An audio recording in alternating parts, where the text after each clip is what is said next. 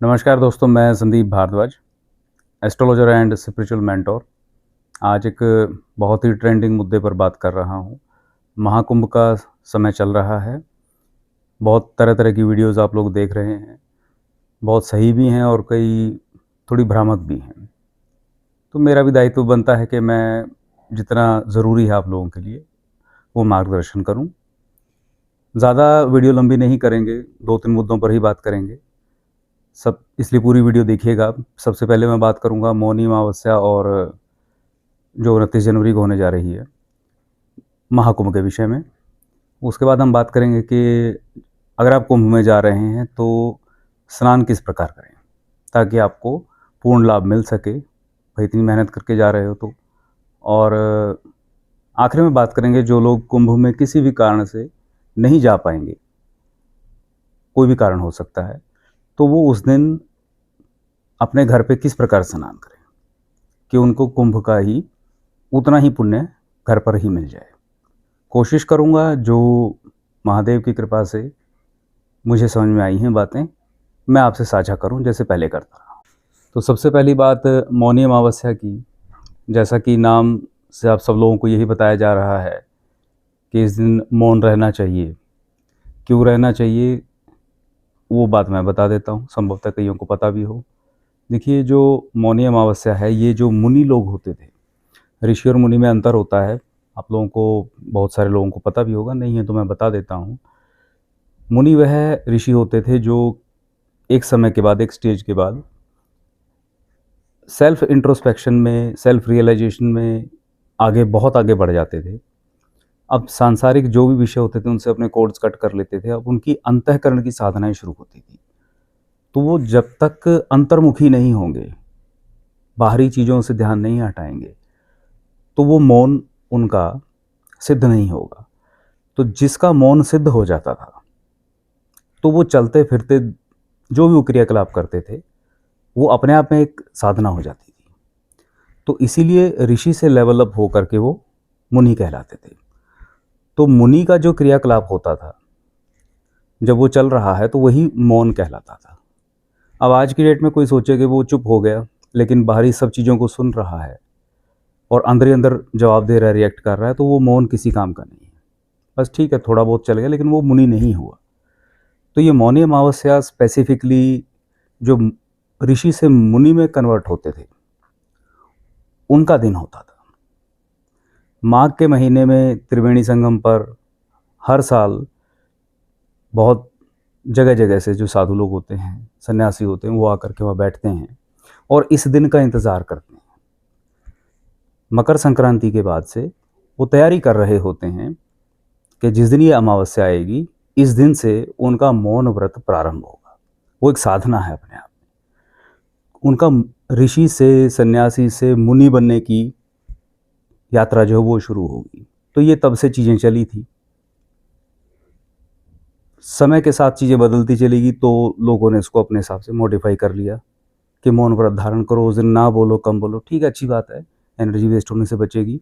लेकिन मूल रूप से जो भी मनुष्य आत्मचिंतन करता है, आत्म मंथन करता है, वह एक लेवल का छोटा मोटा मुनि ही समझिए।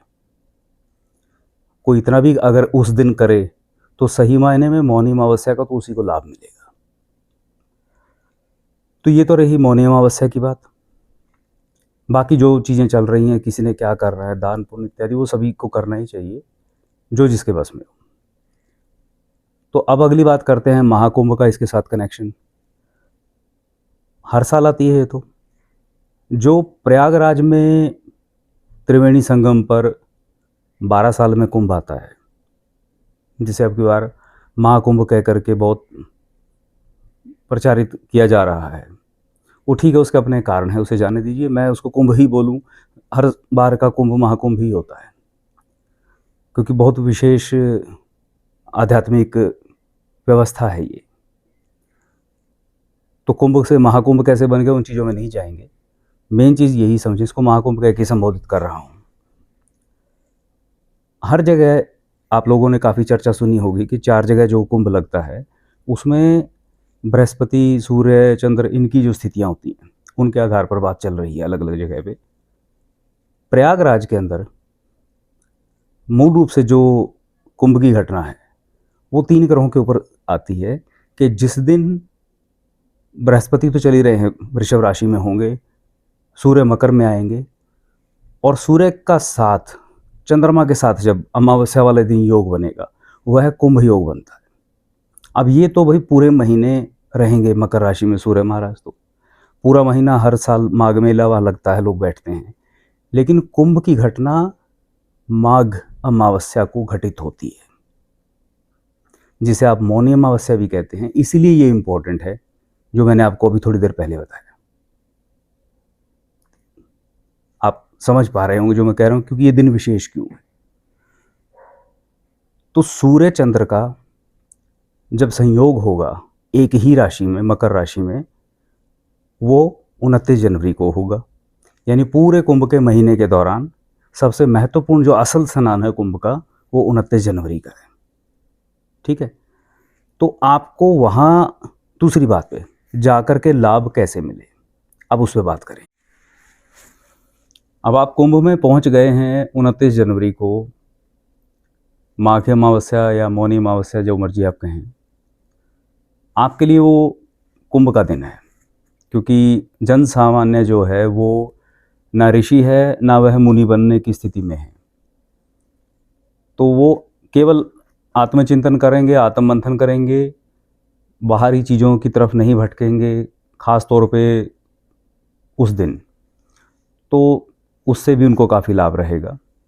बस इतना ही है आपके लिए। तो अब स्नान का पूर्ण लाभ कैसे लें अगर आप कुंभ में पहुंच गए, वो सबसे इम्पोर्टेंट बात बता रहा हूँ। कोशिश कीजिएगा, बाकी सब लोगों की अपनी एक व्यवस्था है, शाही स्नान होगा, सब अलग अलग अखाड़े अपने हिसाब से स्नान करते हैं। मैं जन सामान्य की बात कर रहा हूँ कि आपको वहाँ स्नान करने से कब लाभ होगा। लगभग 12:30 बजे के आसपास से आप शुरू कर दीजिए, जब वृषभ लगन चल रहा होगा, और उसके बाद मिथुन लगन आएगा और कर्क लगन तक। ये 12:30 से लेकर के तकरीबन शाम के 5 साढ़े 5 बजे तक का जो टाइम रहेगा इस फेज़ में, 4 बजे तक भी मान लो, ज़्यादा शाम तक ना भी जाइए। ये वो फेज़ रहेगा जिसमें धीरे धीरे सूर्य और चंद्र जो हैं वो बिल्कुल एक नक्षत्र में तो चल ही रहे हैं, श्रवण नक्षत्र में आ जाएंगे, उनके चरण भी सेम हो जाएंगे। तो उस दौर में जो जो व्यक्ति स्नान करेंगे वो कुंभ की असल ऊर्जा जो उस समय जागृत होगी, एक तो उसका लाभ ले पाएंगे, चाहे उन्हें पता हो या ना पता हो। वो ऑटोमेटिकली, वो जैसे मेडिसिन काम करती है ना, आपके सिर में दर्द है, आपने पेन किलर खा लिया, आपको उसके केमिकल कॉम्बिनेशन पता हो ना पता हो, वो अपने आप काम कर जाएगी। तो ये चीज़ तो अपने आप काम करेगी जब सूर्य चंद्र सेम नक्षत्र में सेम चरण से गुजरेंगे, ये तो ऑटोमेटिकली हो गया। अब आपके हाथ में क्या है, आपने समय से ही चुना। जो लोग वृषभ लगन में माफ़ कीजिएगा, जो लोग वृषभ लगन में यानी 12:30 के बाद से स्नान करेंगे, वो अपना आध्यात्मिक उत्थान कर पाएंगे, महसूस करेंगे। वो शांत होकर के, मौन होकर के, भगवत चिंतन करते हुए, जो भी नाम जप करना है भगवान विष्णु का, जिसमें श्रद्धा, उनका ध्यान करते हुए वृषभ लगन में स्नान करने वाले जो लोग पूरे श्रद्धा भाव से वहाँ कुछ समय बिताएंगे, ध्यान करेंगे त्रिवेणी के जल में, वो कमाल ये देखेंगे कि कुंभ के बाद के कुछ दिनों में उनका आध्यात्मिक उत्थान होगा ही होगा, उनके स्वभाव में परिवर्तन आएगा ही आएगा, पॉजिटिव वे में। जो लोग 3 बजे के लगभग, मान लीजिए 3 साढ़े 3 के लगभग जब मिथुन लगन चल रहा होगा, तब उसमें जब स्नान करेंगे, वो ये पाएंगे कि उनके जीवन में प्रारब्ध कर्मों की वजह से जो कष्ट आ रहे थे अब वो अचानक कम होना शुरू हो गए। जो पूर्व जन्मों की जो गठरियां बंधी हुई थी, अब वो लगेज जो है कम हो गए। ये अद्भुत संयोग है, जो करेंगे उन्हें पता लगेगा। कंडीशन ये है, लाभ ज़्यादा उनको मिलेगा जो आत्म मंथन करते हुए, प्रायश्चित की भावना से, जाने अनजाने किए हुए जो भी खराब कर्म हैं उनके लिए प्रायश्चित करेंगे, मांगेंगे भगवान से क्षमा याचना, लेकिन मन ही मन में चल रहा है। फालतू आडंबरों में कुछ पढ़ो ना पढ़ो, मैं कुछ नहीं कहता, ये सबसे महत्वपूर्ण है। माइंडफुल हो करके उस जगह पे रहें, उस अवसर को जिएं। आप देखेंगे आपको लाभ होगा। तो ये टाइम फ्रेम जो मैंने बताया, जो 12:30 से शाम को 5 साढ़े 5 के दौरान के समय में जो स्नान करेगा, इस तरीके से उसी को सबसे ज़्यादा लाभ मिलने वाला है। जो कोई सोचे कि भाई कुंभ में नहा करके आपको मोक्ष मिल जाएगा, भैया वो समय आपके बस का नहीं है। वो टाइम ऑलरेडी सेट है। जो सिद्ध लोग हैं, जो देवता लोग हैं, वो रात्रि का समय बैठेगा जब तुला लगन चल रहा होगा, तब वो लोग आएंगे। वो लोग आएंगे जो सूक्ष्म देह में है। किसी को चमत्कार देखना हो, अगर रात्रि में वहाँ रुके हैं तो वो देखेंगे तो उन्हें दिख जाएंगे बहुत सारे ऐसे कौतुक वहाँ पर रात्रि में, जब तुला लगन चल रहा होगा। लेकिन वो आपके स्नान करने की, ना आपकी हिम्मत होगी वहाँ जा करके स्नान करने की, ना आप कर पाएंगे। ये सिर्फ जो सिद्ध हैं, सूक्ष्म देह में रहने वाले हैं, जो हम लोगों की तरह स्थूल देह में नहीं घूमते, ये उनका समय होगा, वो आएंगे। अब जो लोग नहीं जा पाएंगे किसी भी कारण से, कोई भी रीज़न हो सकता है, अगर आप कुंभ में नहीं जा पा रहे तो इसका अर्थ ये नहीं है कि आप उस दिन का लाभ नहीं ले सकते। ईश्वर हर जगह हैं। मानसिक रूप से आप ये क्रिया अपने घर पे कर सकते हैं। समय यही रहेगा जो मैंने आपको बताए हैं। जो वहाँ जाकर कर रहे हैं वो आप अपने घर में कर लीजिए।